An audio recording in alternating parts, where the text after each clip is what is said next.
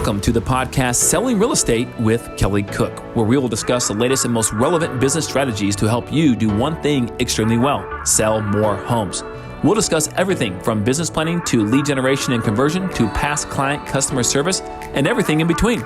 Join us for authentic conversations and nuts and bolts takeaways you can implement into your business today. And now, Selling Real Estate with Kelly Cook. Hey everybody, welcome back to another episode of Selling Real Estate with Kelly Cook. Kelly, are you having a fantastic start to your day, start to your year? Feeling good?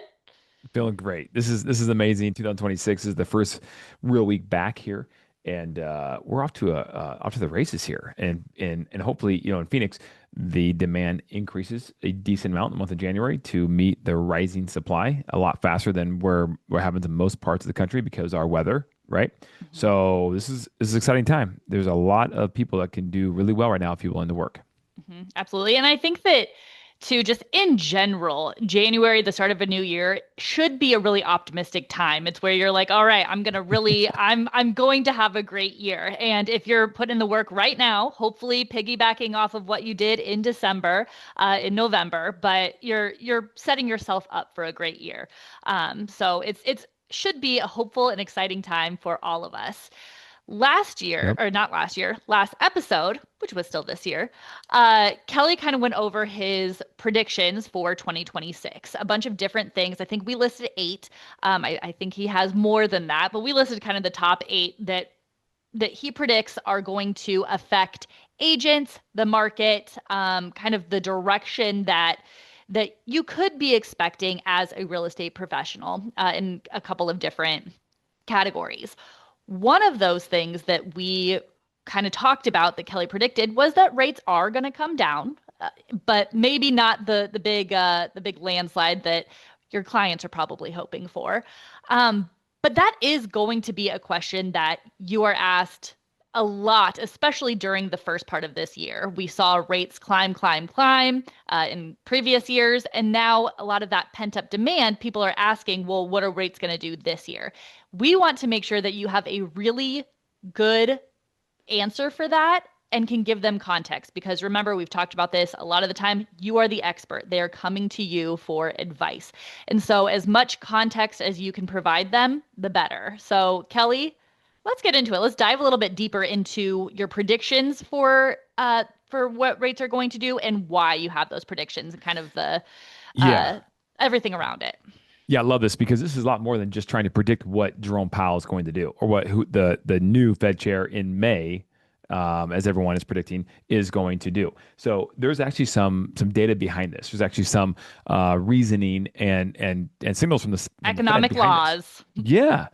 So, okay, here's the deal, guys. Why are people asking what a rate's going to do?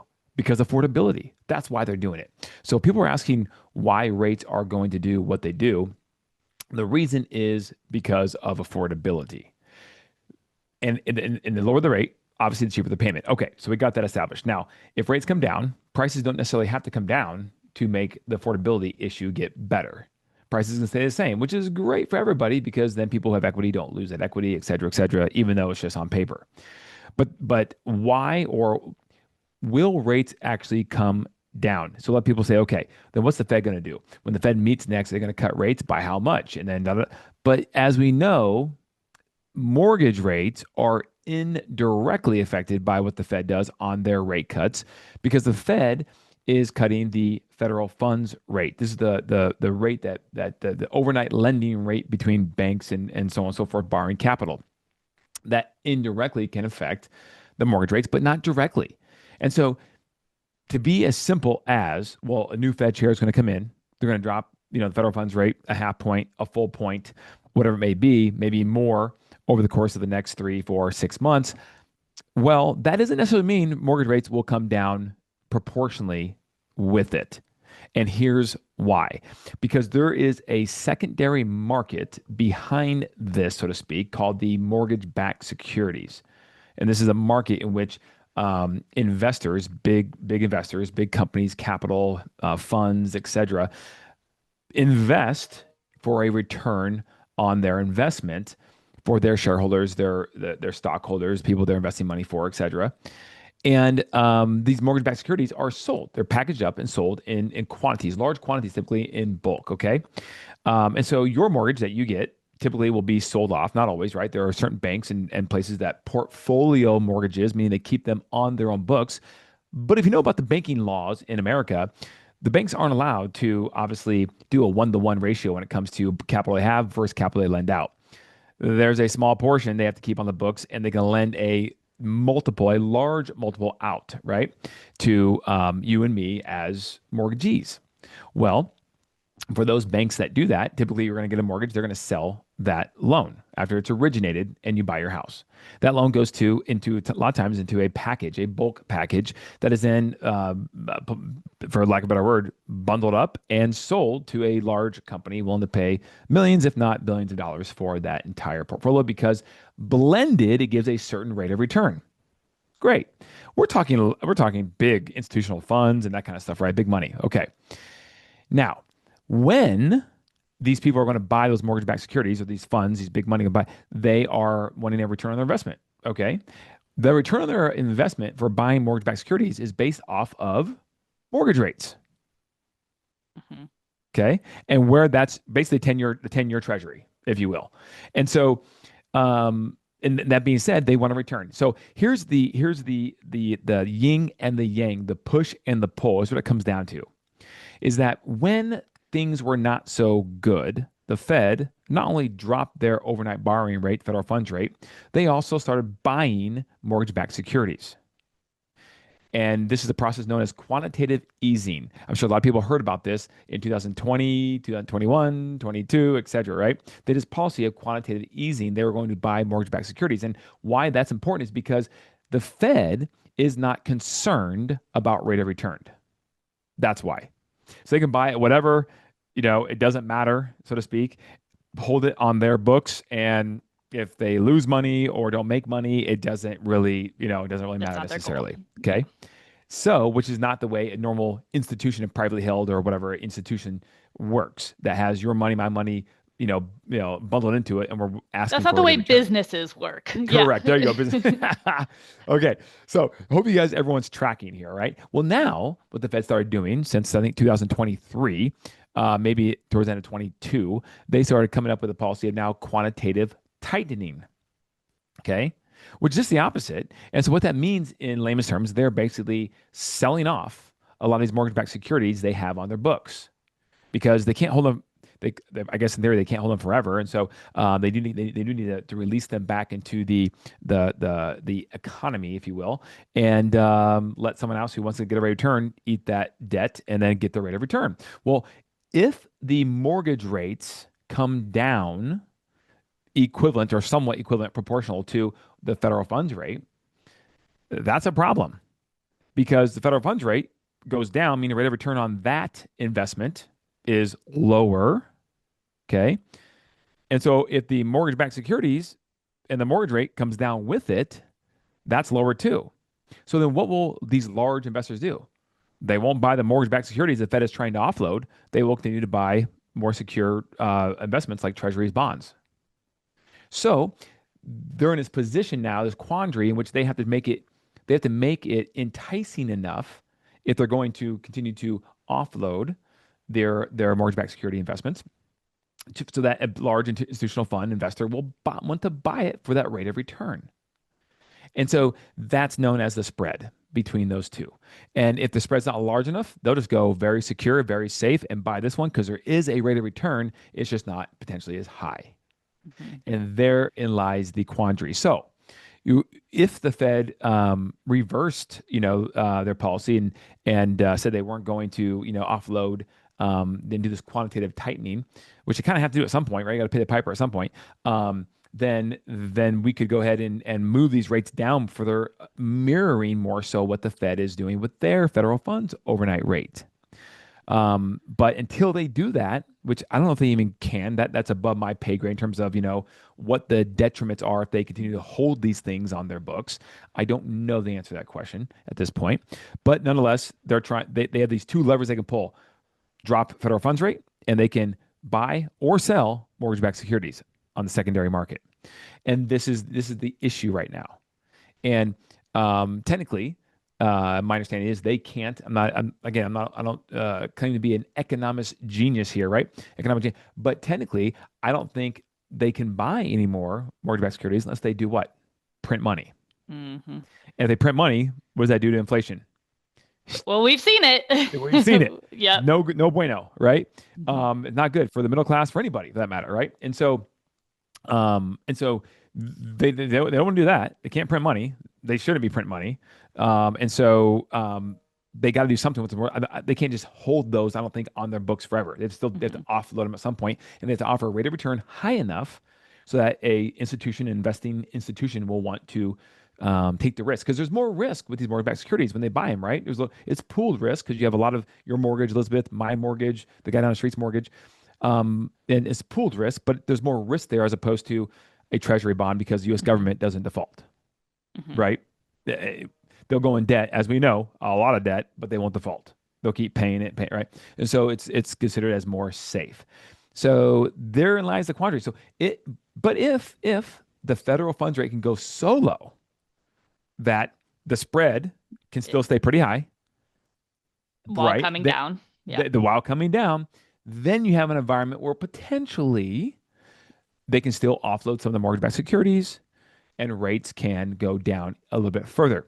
But that really shouldn't happen overnight or quickly because that can cause some big Disruptions. Yeah. disruption in the markets, right? Overall, the economy, et cetera, consumer confidence, panic, whatever, blah, blah, blah. So all that to say, if you want to, you should know how this works, at least on the surface, right? Levers, pull, push, yin, yang, and be able to explain that to a client if they are definitely more of a on the disc personality profile, if they're more of a C type personality profile, if they're more of a S potentially.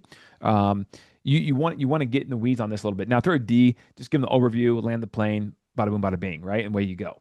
But you should know how this kind of works. And so all I'd say, I think, like I said last week, I think rates will come down a little bit further. If you look at the trajectory of the past 6 months or maybe 9 months or so, you see it's like pretty up and down, but going down at a slow slope, right? And almost an equal slope going down towards that 6.25, 6.20 number. And hopefully we end up around 6 sometime by mid-year. And it'd be great by the end of the year if we had at least a 5 point something, 5.9, whatever. That'd be great. And I think that will happen if they play this, if they play the cards correctly here on this, right? And don't knee jerk react either which way. Hmm. So there you go. And it's interesting because, guys, I'll tell you one thing.